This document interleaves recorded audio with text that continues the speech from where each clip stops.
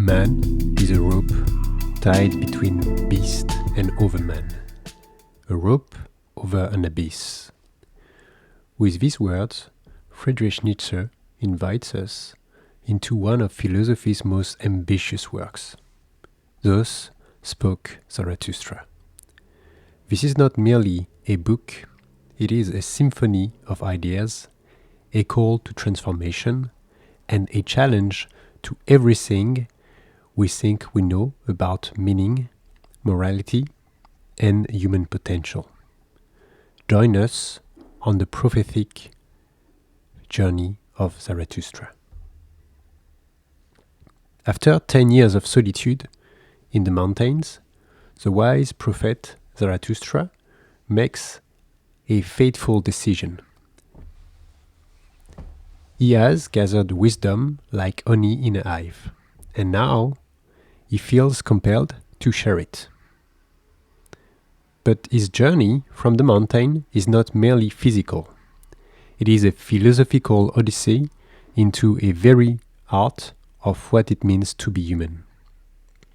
Zarathustra descends not as a conqueror, but as a gift giver, overflowing with insights he can no longer contain. The question is, will humanity be ready to receive what he brings? In the forest, Zarathustra encounters a saint still devoted to God. But Zarathustra carries a terrible truth. God is dead. This is not a celebration, it is a crisis. For millennia, God served as the foundation of morality, truth, and meaning. Now that foundation has crumbled. The old way of life has become obsolete. But here lies Nietzsche's challenge. If God is dead, who will create new values? Who will determine what is good, what is true, what is worth living for? A new foundation must be built, and the builders must be us. Enter the Übermensch, the overman. This is Nietzsche's vision for the highest stage of human development. The overman is not a tyrant or a superhero. Rather, this is a being who finds meaning and creates value from within, not from external sources like religion, tradition, or society. The overman does not look to the events for answer. Instead, they embrace the earth and life itself. This is humanity's destination, to overcome itself, to transcend the limitations of inherited beliefs, and to become the author of our own existence. But how does one become the Übermensch? Zarathustra reveals the path through 3 metamorphoses of the spirit. First, the spirit becomes a camel. The camel kneels down and takes on the heaviest burdens: duty, discipline, the weight of tradition. It asks, "What is difficult? Let me bear it." Then the spirit transforms into a lion. The lion roars, "I will," and destroy the dragon of "thou shalt." It breaks free from the old values and creates the freedom necessary for new ones. Finally, the spirit becomes a child. The child is innocence and forgetting, a new beginning. From this place of pure will and wonder, entirely new values can be born. Burden, freedom, creation, this is the new path. Filled with purpose, Zarathustra takes his teaching to the people in the marketplace. He speaks of the Übermensch, of human potential, of the rope stretched over the abyss. But the crowd only laugh. They mock his vision. They are not ready for the burden of self-overcoming. It asks too much of them. Zarathustra laments. One must be a sea to receive a polluted stream without becoming impure. This is his first painful lesson. Wisdom cannot be given to those unwilling to receive it. The masses prefer comfort to challenge, entertainment to enlightenment. If humanity will not strive towards the Übermensch, what is the alternative? Zarathustra warns of the last man, the most contemptible outcome. The last man is a mediocre, domesticated being who seeks only comfort and security. What is love? What is creation? What is longing? What is a star? The last man asks, blinking in confusion. He takes no risk, harbors no great passions, and fears anything that might disrupt his tiny happiness. He has made the earth small, and everything that happens on it is equally small. To Zarathustra's horror, the crowd doesn't recoil from this vision. Instead, they cry out, "Give us the last man!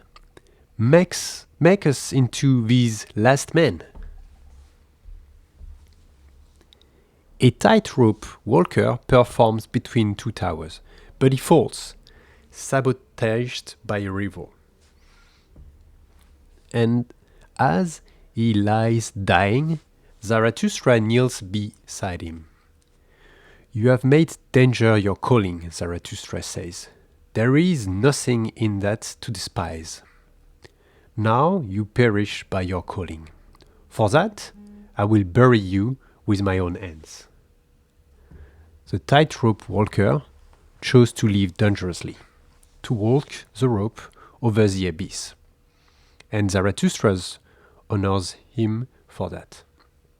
In death, this humble performer becomes Zarathustra's first true teacher. The lesson is profound. Zarathustra must not preach to the masses. He must seek companions, fellow travelers willing to risk the crossing. Zarathustra retreats to battle not external enemies, but something more insidious. He narrated morals disguised as virtues. He attacks pity for reinforcing powerlessness. It keeps the weak dependent rather than helping them grow strong. He calls advocates of equality tarantulas, creatures whose venom is actually resentment disguised as justice. Their forced equality, he argues, does not lift people up, it drags greatness down. Even conventional virtue comes under scrutiny when it becomes an end in itself rather than a means to self-overcoming. Life, Zarathustra insists, thrives on conflict and overcoming. These poisonous virtues are webs that trap the spirit. At the core of all life, Zarathustra discovers the will to power. But this is not what it sounds like. The will to power is not merely the desire to dominate others. It is something far deeper, an innate impulse to grow, to overcome resistance, to realize one's full potential. Look at the tree splitting stone. It does not seek to conquer the rock out of malice. It simply must grow. It cannot help but express its nature. The will to power begins with power over oneself. It is the engine of all self-creation, all self-overcoming.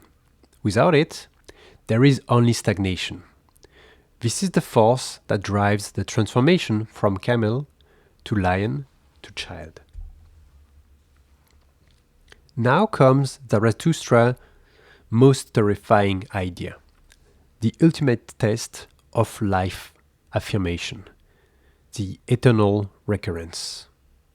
Imagine that everything that happens, every joy, every sorrow, every triumph, every failure, every moment of mediocrity, will happen again and again, infinitely forever. Not just once more, but countless times, in exactly the same way. Zarathustra faints from the sheer weight of this idea. The thought is crushing. But here is a test. Can you embrace this? Can you say yes to your life so completely that you would willingly live it again eternally? This is the ultimate affirmation. Not mere acceptance, but desire. To will the eternal return of one's life is to truly love existence. Zarathustra's cry for a companion is answered, not by one, but by many. They come to his cave. Two kings who fled the mediocrity of their kingdoms, the man who killed God and cannot bear the guilt, an old pope left without a master, a wanderer, a shadow, and others. These are the higher men, souls who have felt the crisis, who sense that something is deeply wrong with the old values but don't yet know the way forward. They are not Übermensch or overmen, not yet. But they are what Zarathustra calls bridges to the Übermensch, the transitional generation that carries humanity towards its highest potential and possibility. His true audience has finally arrived. But even the higher men stumble. In a moment of weakness, they begin to worship a donkey. They sing hymns to it, bow before it, treat it as sacred. Zarathustra is furious. This scene, absurd as it is, carries a vital lesson. Destroying old gods is not enough. The human instinct to worship, to submit, to create idols runs deep. If you tear down one god, people will simply erect another, even something as ridiculous as a donkey. The warning is clear. Vigilance is eternal. Creating genuine new values requires constant self-examination, lest we simply replace old chains with new ones. Did you ever say yes to one joy? Oh, my friends, then you said yes to all woe as well. All things are entangled, ensnared, and enamored. In the drunken song, Zarathustra reveals his final wisdom. Joy and sorrow are not opposites to be separated. They are inseparable aspects of a single existence. You cannot embrace life's pleasure while rejecting its pains. They come woven together, part of the same fabric. True life affirmation means embracing the entire spectrum of existence, the light and the shadow, the triumph and the tragedy. Only then can you say yes to eternal recurrence. Only then can you truly love your fate. Arise now, arise, thou great noonday. A lion appears outside Zarathustra's cave, the sign of the second metamorphosis. But this lion is not Zarathustra. It is a sign that the Übermensch is coming. Zarathustra's journey is over. He has descended from the mountain, faced rejection, gathered companions, confronted his deepest fears, and shared his wisdom. But the great work? That has just begun. The sun rises. A new day dawns. And somewhere, perhaps, the first true Übermensch is taking their first steps towards the light. This rope stretches over the abyss. The crossing awaits. Will you begin?